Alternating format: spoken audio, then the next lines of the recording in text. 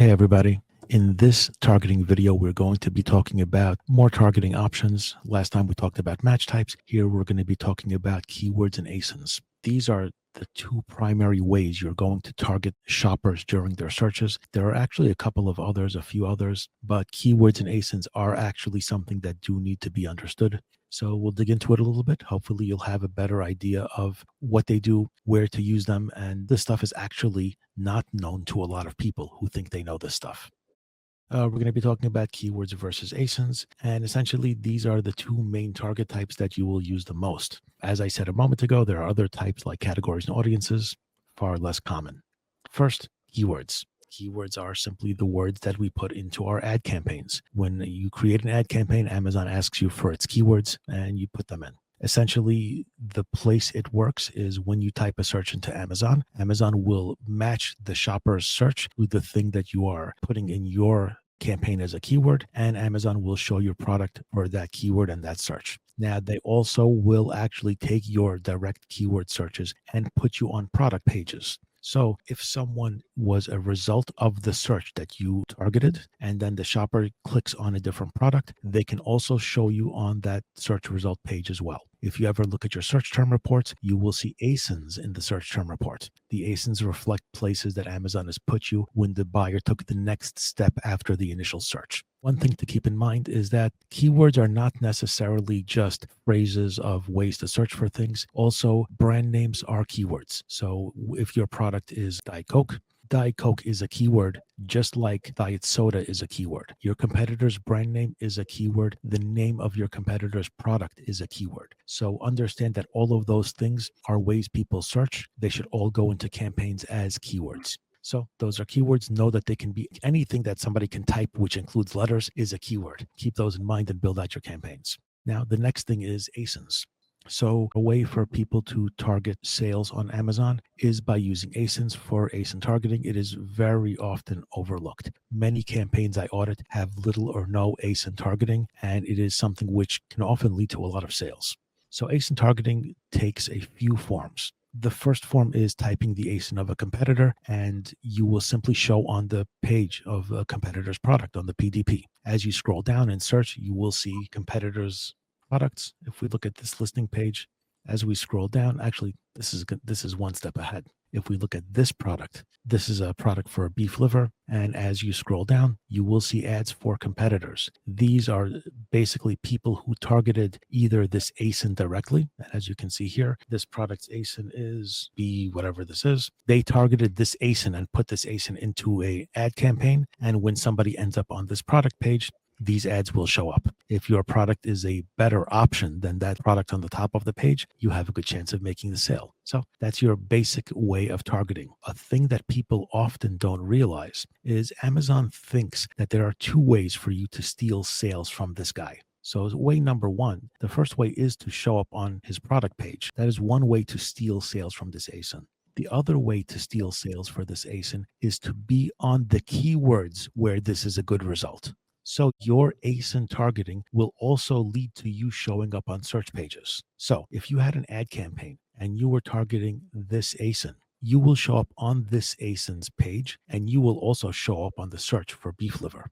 Interesting thing that happens sometimes, it's hard to track. You'll notice it if you notice it, that sometimes the search for beef liver as an ASIN target ends up costing you less than targeting beef liver directly. So the keyword will cost you more than the result as an ASIN target. The problem is you can't force the ASIN target to show you there. Amazon does what it wants. But just know that sometimes this will actually have a significantly different CPC than the intended target. So those are the two places that ASIN targets can show. It's something that you want to keep in mind. And most of the ad types on Amazon which involve keywords do allow for ASINs as well. So sponsored products, sponsored brands, etc. You can target ASINs as well. Those do go into different campaigns. So you'll build out one campaign for keywords. You'll build out one campaign for ASINs.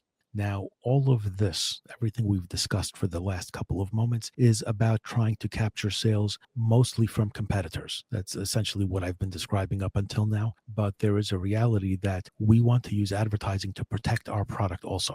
We want to make sure that people who search for our product buy our product. And this really comes into play in a couple of situations. So number one, If someone searches for your product, you should always show up. And unfortunately, with Amazon, if you are the number one organic result, beef liver step one is the number one organic result. I don't see it when I search for beef liver. There is no step one on this page I'm looking at right now, and he's number one. So this guy is at the top of the page. He's also here. These are the technical top of the page for anybody who does a search. So most of the sales do actually happen here.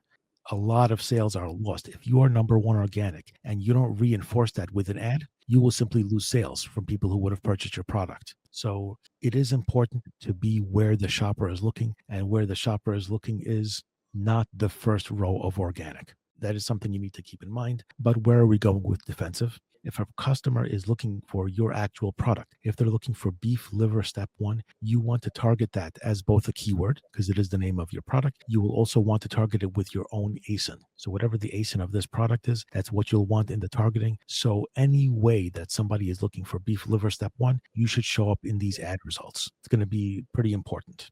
Now, the other way is to reinforce a brand. So in a case where a brand has many different SKUs, you're going to want to fill up all of the results of the top of this page when somebody searches for you. So if somebody is searching for ancestral supplements, you want to make sure that the entire top of the page is ancestral supplements. Nobody can be more attractive when somebody is searching for ancestral supplements. I am reasonably sure that when I type ancestral supplements right now, I'm going to get the top of the page full of it. Let's see if I'm right. And there you go. So someone searches for ancestral supplements, they do not have to go down to one row below like they did for step one beef liver. They see is ancestral supplements. That banner across the top, ancestral supplements, 1, 2, 3, 4, 5. There is no chance to see anything that's not. And of course, their organic products follow also. I'm not sure if this one is their product, might also No. be not, it doesn't fit the style of the rest. We go down to the second row, all their products. Again, all of their products. Now, Ancestral Supplements is an exceptionally strong competitor in the world of Amazon. So they are the easiest example to give, but they are the illustration of brand defense done properly. They are an exact match to this search. They are very likely not paying a lot to be here. So if you want to be here and fight with Ancestral Supplements, you might have to pay $30 a click. And they are very likely spending $1 or $2 a click because their conversion rate is perfect. So you want the conversion rate for your products to be perfect. You want to make sure that everybody who searches for your product buys your product. You want to own the top of that page. If you have 5 ASINs or more, 5 parents, make sure you're filling up that page. There is always a conversation about cannibalism. People say, well, if I'm organic number one, why do I need to spend on an ad? I'm wasting money. Well, in the example I showed you a moment ago, you might be organic number one, but you are not being seen by a shopper. And it sucks that you have to pay money when somebody is searching for exactly your product, but that is the game that we're playing. That is the business that we're in, and it is the nature of what you have to do, okay? You see the same every single week illustrated in shopping flyers. Even if you shop at a certain supermarket every single week, that supermarket is still sending you flyers. And they know that if you, even though you were going to go to that supermarket every single week, if they don't send you a flyer, and then that week the flyer from a different supermarket had something on special, you will try out that other supermarket. So they block out that chance by sending you a flyer every single week. That is the real world of print ads, and it works this way also. You must be front of mind when somebody is thinking about you, or you must be front of mind when somebody is thinking about the product you make. I am biased because I'm in the ad business, so I will fully acknowledge that. There are going to be people who say, oh, well, your business is selling ads, so you want to promote ads. Find me the flaw in my logic, and I will give you all of the credit in the world. Simple as that. There are certainly cases where turning off ads will lead to a retained top spot and more profit, but almost always turning off ads long-term leads to sliding in organic spots. So there are strategies in which you can turn ads off on and off. You'll turn them off when you're at the top. When you slide out of the top few organics, you'll turn it back on. But it just illustrates the fact that the ads do need to be there. So again, you need to protect your product on your search result page, and you need to protect your product on your listing page. And on your listing page, they are also targeting their ASINs, because when you scroll down, again, all of these ad spots are ancestral supplements. And on this person who is doing much less, they're doing a poorer job of defending their real estate. There are plenty of other products here that are not from the same brand. This is what you should not be allowing if you can. Listen, many brands have one product, acknowledge it. Many brands have 3 products. It is the world until you get to having 6 or 7 or 8. Once you have that 6 or 7 or 8, use that to your advantage. So that's important to understand when it comes to defensive campaigns. Target your own ASINs. These are actually what's called a cross ASIN defense, in which every single one of these ASINs is targeting this ASIN. So because they're all targeting this ASIN, they'll all show up for it. And then all of these are also targeting this ASIN.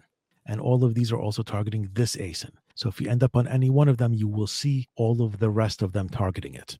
Amazon will always show only one parent ASIN for a product, only one variation from a parent. So you can't really cross advertise with children. They do have to be different parents. That actually comes into play sometimes when we are deciding variations, because with variations, sometimes you are combining reviews, which is good. You're combining rank, which is good, but you are losing spots on a page, which you could split up and take more spots on a page. It's a consideration. It's a thing to think about. Sometimes the answer is one. Sometimes the answer is the other. Sometimes the answer isn't even clear and you have to experiment. But it's a consideration to keep in mind, just like all the rest. Amazon is always a place of push and pull, cannibalization versus reinforcing your brand, splitting variations versus keeping them together. All of those things are all part of what you have to navigate and balance endlessly on Amazon.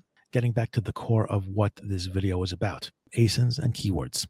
Know that ASIN targeting will show up on the product page of that ASIN that you target, and it will show up also on searches that ASIN is highly relevant for. You will be showing up on the search results of that keyword, and you will also show up on the pages of products that people click when they see those search results. So one starts at the product page and also shows up on the search result page. One starts at the search result page and follows you over to the product page. Those are your ASINs. Those are your keywords. Make sure that when you are targeting other products, you are targeting the name of the product and you are targeting the ASIN. So if you want it to show on this product page, you need to target Ancestral Supplements grass-fed beef. I don't know how many words you want to put into it, but you need to target the words and you need to target the ASIN, two separate campaigns. So target both. Do it in your defense and do it in your offense. I'll say one last thing, which goes beyond the technical aspect of it. This is the technical aspect of where your ads will show with these target types. There is a discussion about running ads against your competition.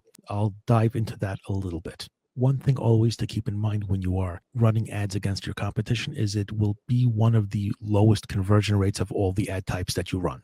The reason for that is the intent is not for you. They are intending to see the other ASIN you are targeting. So you have an uphill battle to convert. Now, having said that, again, this is not defensive, this is offensive for other products that are not your brand. With other products that are not your brand, you're not what they are searching for. You are interrupting their search and trying to change their mind. It's the hardest thing to do because you don't technically match what they're searching for. Now, having said that, there are two categories of competitors that you don't match. One category of competitor you don't match is the category of products that you are better than. Your product is a 4.5 rating, everybody 4.4, 4.1, 3.6, 2.9. You are better than them. If your product has 800 reviews, everybody with 6 and 4 and 11 reviews is weaker than you. Those people you have a reasonable chance of converting against, especially if your offer is better. That is one group of competitors. The other group of competitors who are ahead of you. I hate to say better because in an ideal world, our products are the best. My product is the best. Nobody beats me. So we'll say they're ahead of us in sales history, to be nice. So if you have 800 reviews, there are people with 11,000 reviews. If your product is $19.99, there are people with as many reviews as you have, but they're $16.99. If you're 4.6, there are people that are 4.9. Those people will be very difficult to convert against because not only are they matching, they are a great product at the same time. So what we typically recommend when building out campaigns for ASIN targeting is to separate those two into different types, weaker competitors and stronger competitors, put them in different campaigns, have different expectations for them. The weaker competitors should have an expectation of a lower ACoS and more sales for your clicks and a higher conversion rate. The tougher competitors are a long-term play to sneaky steal sales, to get some keyword discovery and research done against what those people might be advertising against.